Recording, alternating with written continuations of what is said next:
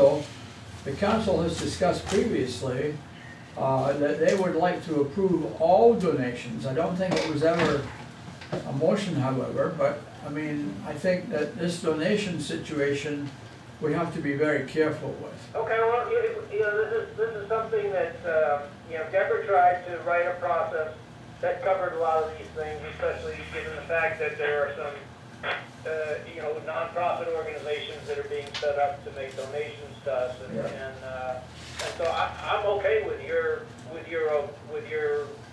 suggestion, Jim, making it 100%. Yeah, I would make it 100%. Well, I think that's a separate item. I think this purchasing ordinance is just saying that if money is donated for a specific thing, you have to follow the purchasing ordinance. So the idea of all donations being accepted by council, I think that's a separate issue from the procurement policy that we should definitely discuss. That's fine. I understand. All right. But the one thing I wanted to just be honest about my disagreement is that the mayor suggested that all requests for proposal be approved by council before they can be submitted. And I have a disagreement with that because... I didn't say all, Deborah. What did you say? I said all that the cost for those proposals is estimated to be above 15,000. Right, and so, because we can't be in that catch-22 where we got a bid and we got to hire somebody and we say, wait a second, this doesn't have the right terms and conditions that we feel protect the town. Well, the 15,000 would be 25 now. And now everybody's complaining you're holding us up, blah, blah, blah, blah, blah, blah. That can't happen. The 15. So is what my language in the proposed ordinance was, is that for anything over the revised limit of 15,000, the city council would be notified of all requests for proposal for formal professional services prior to issuance. That means that the staff would alert the city council to the fact that a request for proposal was being sent out, and they could tell the city manager, no, we want it on our agenda. But with only one meeting a month, we do send out several requests for proposals, and it would just slow down the activity, and so that's our staff's position. I apologize. But my feeling is, and I'd like the council, the committee to hear my feeling, okay?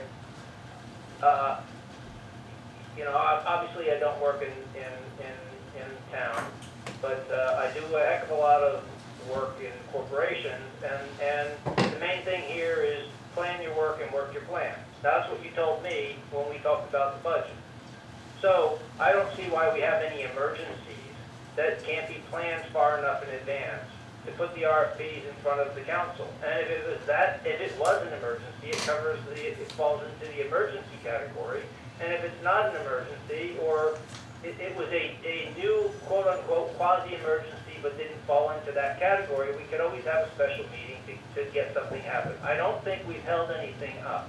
What's happened, though, is things have been done on Thursdays and Fridays and rushed out, and council for even very significant things, and the council didn't get a chance to look at it. And then when the council said, hey, I'd like these changes in the contract, the city attorney says you can't do it. Well, so this is, and the city council even said to me, well, this is how you fix it. You put it in this, as you have to get it out. So I don't think, especially when we have a lot of our services being done by third parties these days, that we can't plan enough in advance to put something in front of the council. Our meetings are getting shorter. Most of the things will be on consent calendar. I really don't think it's a problem. I have a hard time understanding why there can't be some planning around here. I don't mean to insult anybody, but I just don't understand it, It boggles my mind that we feel that we have to be willy-nilly and be able to rush stuff out. Well, maybe because you don't have a city manager, that might be part of the reason you have to. Well, and I'm not trying to take away the ability that the council does act on every single one of these. I'm just not making it a requirement, so that if there is something that's going out that's not of interest to the council, it can go forward without having to be presented. But if it's over $15,000, it would have to be of interest to me. Okay. And I want to weigh in on it, or look at it at least. I can tell you personally that's for me. Mm-hmm. And sometimes stuff goes out and you don't get a chance to see it. I do travel, and every council member is very, very busy, and they may not notice a notification. I don't know how we're going to be notified. I think what- Notification means it could be in your city manager's report that, oh, by the way, last week I sent this thing out. That's what notified me. No, it says prior to issuance, but I think we will definitely have a follow-up conversation on that, so we don't have to hammer it out right here. That's just for the rest of the committee. That's my concern. Sure. And so and so maybe over time we change approved to notified. But again, I'm coming from the fact that everybody around here is interim. I understand Our goal it. is to hire full-time people, and then as we get to know them and we start working and they learn the processes, then from there, I think it would be worthwhile to revisit this. And so it doesn't cost us very much to revisit it. Because, I mean, everybody in the room except for you, Deborah, is free. Well, I'm saying that, I think that one of the things I didn't understand, because I've never really worked in the public sector, is when you send a request for a proposal out and somebody replies to it, it's not easy to change it. It's impossible. My point exactly. impossible. And in fact, we're bound by the terms that are stated at I the know. time, and you can't add anything else. Whereas if you want to change it, what you have to do is to reject all proposals and resend them all out again. Right, that's correct. We call that fairness But that's correct. to the other parties. Yeah, I mean, I know why it's being done. I'm just saying that I think what some of the things we're talking about here applies to that. No, and I'm not suggesting that the council wouldn't have the authority, it just says the council would be notified of all before they were issued, and that would give them the opportunity to have it go to council. So it just wouldn't mean that every single one would have That are to. over $15,000. Mhm. So, and in public works, it's 50. So I don't really think that we're asking too much as a council. So you're gonna require 30 days wait? Is that what Residents you're and saying? taxpayers. No, just that it has to go to council, that the RFP cannot be issued And until allow council us has to weigh approved. in to see Right. whether or not. So that means every 30 days. And it's something that we want, and it's, by the Okay. way, we thought it all the way through. So, All right. What's next? so I think unless anybody else has any comments or questions that they didn't understand or something they wanted to comment on, I'm done with my You want us to make a motion? presentation. I think- Well, you've made a motion on The limits. the limits, and Yeah. so I think What do you that's wanna all move the mayor was everything else asking. acceptable? Yeah, well, the other thing is, do they, you know, Deborah, I'm unclear really where we ended up on informal and the committee's group input on informal versus formal. Well, Can we ask for their input on that? for formal versus informal? Yeah, The categories? Well, I thought we talked about the three categories of here's your allowance money that you can go out and spend, and then there's your vacation money, and then there's your buying a new car, and that we were gonna leave those procedures the same, but the finance director had to have dual signature on all those things. So is everybody okay with that informal? Yeah, we agreed with that. I think he wants to do it away with informal on everything. Is that what he wanted? Well, I think that was a discussion item, and I wasn't really sure where we ended up as a committee. I don't think we should, I would be happy on informal as long as we document As you document it. everything that comes in. Yes, All right, okay, and so that we have to ask for something to be, okay, fine. Because my concern, guys, was that on an informal, it's a guy on the end of a phone, he doesn't have a spec, he's calling his, roughly, please take it with a grain of salt. He's calling his buddy saying, hey, I'd like to buy a PC for $10,000. And the guy says, well, I only sell them for $5, but you know, for you, I'll sell them for 10. He says, yeah, that's exactly what I want. yeah. He says, okay, send it in, and it gets sent in. He says, I got an informal bid for $10,000. And so then he buys it, he gets the PC, which is really maybe $1,000 PC. We pay $10,000 because he receives it, says, yep, I got it, I can show it to you. Here's the receiving report, give me the tag, because we gotta add in tagging. And then we write a check. So we paid $10,000 for something that we got informal bids on, and it was only a $1,000 item. That invites fraud. I'm not saying it happens here, But isn't that covered by competitive bidding practices? Yeah, you've got that in here, 3 written quotes required, every word says informal. Well, Bill is suggesting that the vendor is saying, well, what's your budget for this? And that the employee is fessing up to say, my budget is, you know, the world. But But we're not. they call me next after Jim's already played that deal, and I say, hey, Bill, I'll sell you this PC for 4,500. Yeah. And then they call Greg, and he goes, well, I'll go 6,000. Well, I get the Or check. you can call whoever you want. You see on these informal, they call whoever they want. Right, I understand You it. gotta have And they can 3. rotate it Right, I around. understand Hey, look, I realize we're being very Machiavellian. I okay? think the fact that But it could happen. I could, but I think if we insist on competitive bidding, I'll tell you one thing I've seen in the past. If we find there's any problem with competitive bidding, the competitors will come in and complain. Exactly, absolutely. Okay, well, In the informal process, there is not competitive bidding. The informal process requires that the city staff or the purchasing officer contact at least 3 different vendors and get a quote. Well, that's competitive bidding. Do you need to take the lowest quote? The lowest acceptable But that's responsible competitive quote, bidding yes. if you've got 3 quotes. Yes, well, Bill's suggesting that the person that's requesting the quote says, hey, I have $1 million, can you sell me a computer? And so, I don't believe that's going to happen here, That's Bill. the $15,000 limit. If he does that, then he Right, gets fired. $15,000, so That you're does right, happen, that's, guys, you I know. mean, that's something that, It is a bit Machiavellian. Let's keep it the way it is.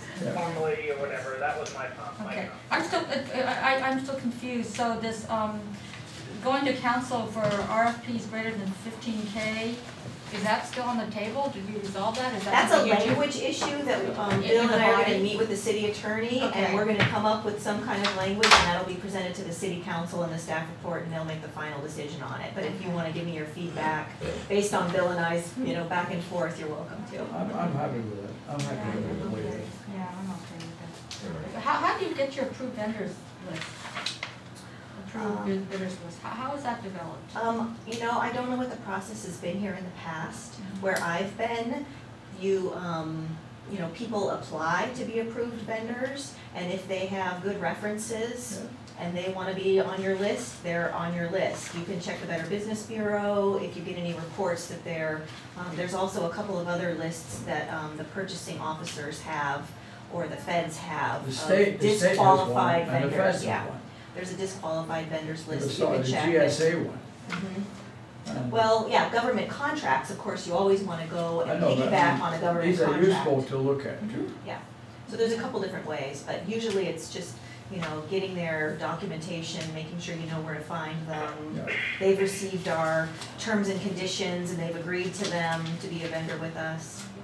So I have a little work in that area since I haven't really. Plus, there's a state contract too, which Mhm. Yeah. you put in, and that's great, and we should always try and use Yeah. those Correct. wherever possible. Because they're already, you know, we already got terms and conditions and things like that. Does the library allocation funds fall into any of this? The library allocation fund. Yeah. All city funds fall into this. So they come before you and ask It's for an interim? Atherton, it's an Okay. Atherton fund. Yes. Okay. Okay, so if there's no other comments on the purchasing ordinance, we can move to the next item. Or do we need to amend it, we need to approve it, the total ordinance? Can I just make one final comment on the purchasing policy? Of course. I would like to thank Deborah for all the work she's done in a very quick period of time. Thank you. Absolutely. And actually being very provocative and, you know, and giving us, you know, challenging us and making sure that, you know, we're making a good decision with, you know, asking us some good questions and stuff like that. And, you know, in no way, you know, does it indicate, because we're not agreeing it, that we don't have trust. I think I'm speaking for everybody, and in no way does it indicate that, you know, we're thinking that something was done wrong or whatever, or that, you know, we don't like it. We do like everything we got, and that's, and I think that it was, you know, it's excellent work on her part, and so I appreciate the work and the willingness to sit down and discuss it, and even though there's been a disagreement on some things with where we should set limits and stuff, she's been very accepting and willing to sit down and wants to, we need to have an interchange. So I think it's been good, and I'd like to thank them. We're all in agreement, Bill.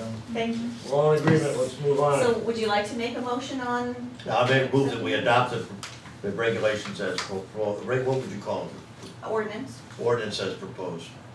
I'll With second. our changes. No, With our I change, didn't with our say that, changes. Okay, because we talked about several things, and we Right. said that we were gonna discuss those things, so. With our I don't wanna changes. have the audit committee accepting things, not seeing the final words. I You know. can accept the numbers, I think we should accept the numbers, but not the words, and so. Okay. Are you gonna modify them again? If the Are we committee gonna wants to do review it? that, then I will vote against. Well, that's the one item that Bill said at the beginning. So you have voted on the limits, Right. which is very helpful. He's requesting that you don't actually vote on the ordinance because he wants to meet with the city attorney and I and make a few changes. That's fine. Now, a question to you is, would you like those changes to come back to you before it goes to council? Or would you like it, the modifications are not significant, in some areas they're changing some things, but as you know, they're tightening things up, not loosening I things up. I will trust you and Bill to do it. How about sending us a copy of it? Yeah. Okay, all right, so why don't we make it Electronically this, sending we us- accept the modified limits and the wording in the document subject to final discussions with the city manager, myself, and Deborah, and the city attorney, and provided we send you an electronic copy of it before the council meeting. Let's not micromanage this thing, we spent months on this purchasing Right, thing. we're and all some basically in minor agreement stuff, with the and limits, and I think move that's on. the key. And I think that the It's very procedure similar to reads a this. lot better too, frankly. I mean, I did read through it, and Right. it's very smooth now. so- Okay, let's Thank you. finish. Okay, So, So- all in favor? Aye. Aye. Thank you, okay, I'll just put, Okay, so our next item is kind of a preliminary preview of the mid-year review. This is the finance committee now. Finance committee, This is yes. the finance committee now, which you can all Okay. hear. So I'm not sure if this type of item has come before the finance committee before, but I thought it would be a good opportunity to just share with you. My experience with a mid-year review is that you review the budget as it is currently amended, right? Because the city, the town amended the budget in September. So the column that says amended budget is in general that budget that was approved by the council in September with any modifications that they've approved at their council meetings throughout the year, which one of them was the additional funding for the executive search firm. That's about probably the only one in the general fund that's really significant. And so then I am working on updating the second column to the February dates. We're just finishing that analysis, and that will go in the council report. But for you today, I have the December information, which is also kind of easy to look at because it's 50% of what's going on.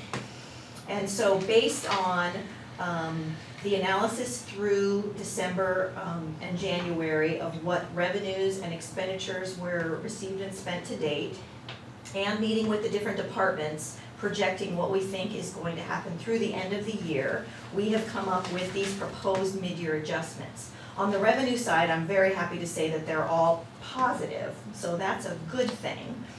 In the property tax area, the state law has this calculation for excess ERAF, which is very difficult for us to project every year. We kind of go with what we got last year. And so we've received more than was budgeted. We budgeted $600,000. To date, we've received $718,000, which is the final amount that we'll get for the year. So I'm amending the property tax budget by increasing it by $118,000. Sales tax, I haven't finished my analysis of the history of sales tax, but of course you all know Atherton doesn't receive very much sales tax. Sales tax went down by 6% for the last 2 years, so I'm sure we were very conservative in our budgeting, and it looks like it's getting a little bit stronger. I have a call into the State Board of Equalization. There was a significant use tax payment over the last couple of months that I don't have the details on yet, that has increased our sales tax, so that's nice. So I'm proposing $15,000. Once I talk to him, we'll see if that's the right number. With our franchise taxes, they do come in at different times during the year, so looking at the percentage of budget is difficult to see where we are. But the one that I know is needing an adjustment is the garbage or solid waste franchise tax. There was a adjustment to the rates made, I think it was in July, and so that was not reflected in the original or the amended budget, and so we're proposing an increase of up to around $80,000, which is good because that will cover part of the expenditure cost for solid waste that I'll go over in a few minutes. Yeah, some of you may have noticed that your trash bill went up. Yeah. No, we tried to keep it down low. So, and then the building department, of course, we had a transition with our building department starting September 1st. We transitioned to contracting out with Interwest. And so the first part of the year has salary costs. There are some one-time costs for, for unemployment and different things for paying out employees when they were separated from the Where are you? town. Yeah, where are you? I'm in the revenue section for building revenue. You can see that there's some adjustments there. And so I'm just kind of big picture right now talking about the building department in general. So you gotta On pick page- up with 300,000 in building? Yeah, so, building, I think here, there is a sense that building comes in pretty consistently, since we don't have big commercial projects or things like that. It seems, since our public works director has been here, he feels that there's kind of a consistent flow based on the seasons, you can probably confirm that, based on the seasons of the different developments that come in. And so he's using that to forecast through the end of the year, June 30th, that maybe another 300,000 will come in for building revenue. And that's also based on the contract we have with Interwest, which is that they receive as their payment 58% of the revenues that come in. So you'll also see on the expenditure side, on the next, well, it's on the last page there, that the building department expenditures are also increasing. So in the building department, both revenue and expense are going up. And why So, is the expenses going up? Is that our, because our contract states that they get 58% of the revenues that are generated. regardless of what they are? Well, we charge based on fees, based on service fees, right? So we have, if anybody comes in to pull a permit, we have a fee schedule that sets the fees for certain types of services. And so they are doing those services based on our current fee schedule, and they are receiving a portion of the revenue for their payment for their 58%. services. 58%. But we don't have any employee fixed costs for that. So if building permit fees No. go down, If then our, activity goes down, then our- then the cost our goes cost goes down. Whereas when you have a full staff, right, we used to have over 6 people staffed. If you have no activity, you're still paying the staff, whereas here, you're right, it's variable. So if activity goes down, your cost also goes down with the Well, revenue. also it's the other way. So next year. so we have, but Right. what it means is we have 42% net revenue consistently. So next year it should be a lot better, because this year we had expenses, This year, there's. because we didn't have all the people laid off, and yet, Correct. This year, there's overlapping costs because we had some consultants and then we replaced them with a new contract. We had staff, we had, payouts for vacation and sick. We'll still have some unemployment costs. So next year, there will be a little bit of one-time costs, but the majority of it will be taken care of in this year. So that's kind of the building department. So where are we now? So then we flip to the, I'm sorry, they're not page numbered, but the last page in revenue, the Public Works Director also looked at encroachment permits, and he thought that the activity was a little greater than what was budgeted, so we put in an extra 18,000. And then we had talked about the Excuse post. me, what's an encroachment permit? What is it? It's if you're in the right of way, if you have to do work in the right of way, the Hey. city right of way, we charge you kind of a you rent. wanna take your driveway out to the street. There's that little piece between your property and the street, the city, and you pay a substantial amount of money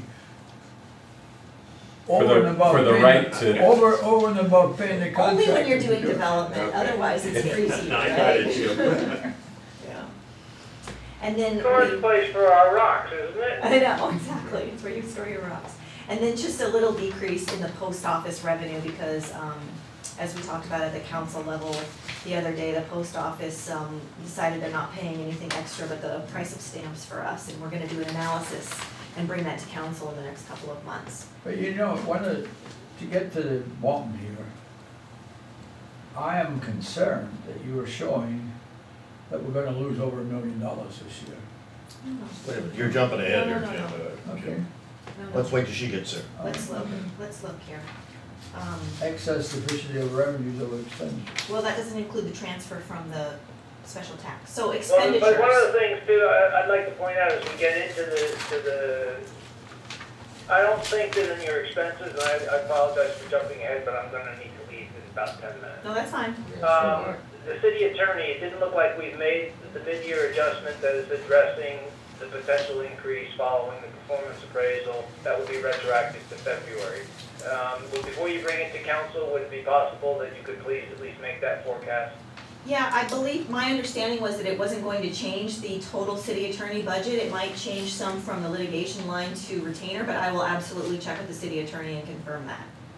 Okay, yeah, we just want to make sure, since we've, kind of approved that, Mhm. I think that's important that we at least do that forecast, because I think it's important that we come in on budget Yeah. there. Bill's doing a good job, and we want to make sure that we I'll got make sure. the costs in there, since we kind of already approved them. Okay, yeah, under expenditures, the city council amendment, that is for replacing the sound system. We had a small amount in the budget, but to really do the work that we need to do there, it's gonna require What another line item is that? $8,000. What line item is that? What line item is that? In the city council budget, it's under capital expenditures in our budget. And actually, John put the money in for it. I think it was over $15,000. He did, because every time we move around, we have to rent something when we go over to the park.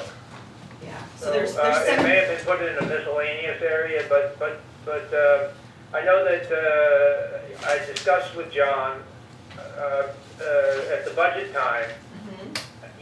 He took input from a lot of council members, and I believe he ended up saying he did put that in, but maybe it's not clear where it is. He put $7,000 in the budget, and the quote we got was $15,000, Oh, so I okay, was okay. increasing it to cover And that this is the cost. one that can go automatically streaming, data Yes, streaming and everything. yes, This is a good deal. okay. Okay, all right, I understand. And then we talked about the building department increases. Yeah.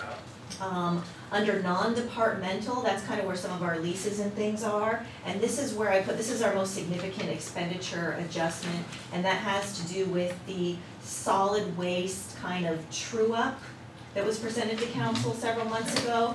And I guess, every time the trash companies come back to renegotiate their franchise, they have a history of always saying, we didn't make enough money last year to meet the contract obligations, so. So this includes gotta- our payment to Allied Waste? So This is the Allied Waste, Jim. This is the Allied Waste payment, and this is 3 of the 4 payments. So in this fiscal year, we owe them 3 of the 4 payments, so there's an additional $84,000 that we owe them We next didn't fiscal year. negotiated that with them? Yes, this is the. And if you remember, I think it's a total of $370,000, and we agreed that would come out of the general fund at our meeting in November. Correct, I saw that in the But minutes. Bill, at one point, we were saying that we felt that we needed to have some hard discussions with them about trying to reduce that number. I believe that John, who was acting on the board, delegated to SBWMA to negotiate that, and they came back with the fund. When we first looked at this number, this was back in October, John said that that's the lowest number that Kevin McCarthy guys got to, and that it's been double audited. And that number is the number that stands. Okay. And so it was 370, we were hoping it was gonna be 330 or 335. Yeah. But it ended up they came back with 3, but it has been audited by 2 different independent groups. Okay. So this number at year end is gonna be 370? At the end of our final payment to Allied, which is gonna be due by the end of September, per our contract, it ended up being $370,000. That then closes out that contract that ended December 31st, 2010. And our fiscal year end is July or June? June 30th. So there'll have to be some we're gonna have to have an additional, we're gonna start out in the hole in July, well, actually in September. Well, why are we only 63,000 in the hole? Because Public Works saved 32. Yeah, Public Works looked at their budget and they made several kind of, little minor adjustments, the net being really that the The tree maintenance in the street right-of-way looks like they're gonna spend less this year. There's not as many storms and things like that, so they're reducing their total budget for the public works. Well, what about the 80,000 on the garbage tax? Is that the increase in the? The increase of the franchise fee is kind of helping to offset that solid waste true-up cost. And who pays that? Does that go to the customer? That's part of your bill, so that is, part of, the fees that they charge you on your trash bill, and then they are responsible for forwarding that to us on a monthly basis. The 10% franchise fee that the city is, collecting, but then we're also using it to kind of downplay. As you know, we've increased the cost twice in a year, Greg, and so what we've agreed is that we pay that off over 2 years, and so the city is helping kind of manage that.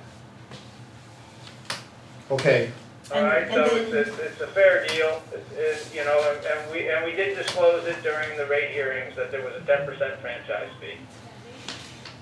So then I'm suggesting my overall adjustments for mid-year are a net positive 63,000.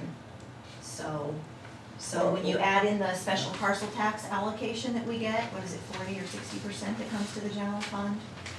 Part of it goes to public works, 40% comes to the general fund. 60 to police and 40 to public works. so this excess ERAF, what is that? The excess ERAF, that's the portion, oh gosh, I'm gonna give you a long, I'm not gonna explain it, but it has to do with the state kind of moving money around from one pocket to another and calculating how much goes to the schools, and it's the definition that the state gives us whenever they want to take or give money back, right? So They're it's giving it back here, we get more? Here we're getting more because they've taken away a significant amount of property tax that goes to local agencies, and they've called it ERAF. And so now they're saying this is the excess ERAF that we're gonna give back to you because we took too much based on the calculations that are adopted in the statutes. So we got a positive 63,000. So But- these amendments, and it's very conservative because I'm a conservative person, so I'll be requesting something close to this. As I said, I'm still working with the February numbers, so there might be a little tinkering of the numbers, but it looks like it's gonna be a positive net adjustment going forward to the But council. your forecast for the end of the year Mhm. is still that we're gonna lose $312,000. Correct. We had a deficit when we approved the budget of almost $300,000, and so Yeah, there's but still. we also, we had the unforeseen cost or unanticipated cost of there's some unemployment insurance, Jim, and there was also. I don't see that. startup Oh, the fees 375 on at 736. We've not discussed a number of times. But I don't think we can ignore that. The No, 312, ignore it, we but need we've an done- action we've plan. recognized it. Plus there was the Allied surprise. We need an Yeah. action plan to reduce that to zero. Well, the and as bulk we of that present is, the budget, the bulk of that is the allied waste number. Well, I know, but, Well, we can discuss, obviously we can discuss what other actions we can do by looking at staff, where we are staff-wise and things like that. I mean, we've lost, the concern is our reserve fund is at 5.9 million here.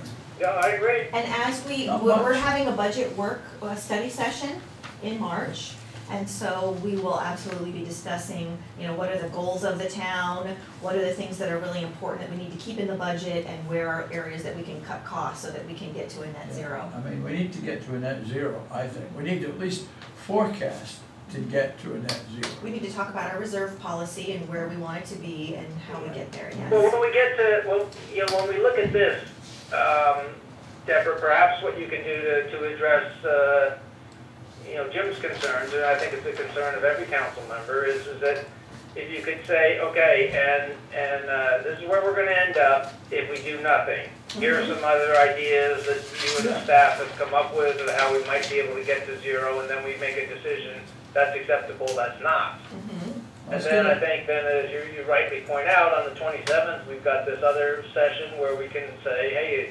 obviously it is. It's very important to the town that we're gonna, as we start talking about renewal, parcel tax and stuff like that, that we show that we're fiscally, either in the black or neutral.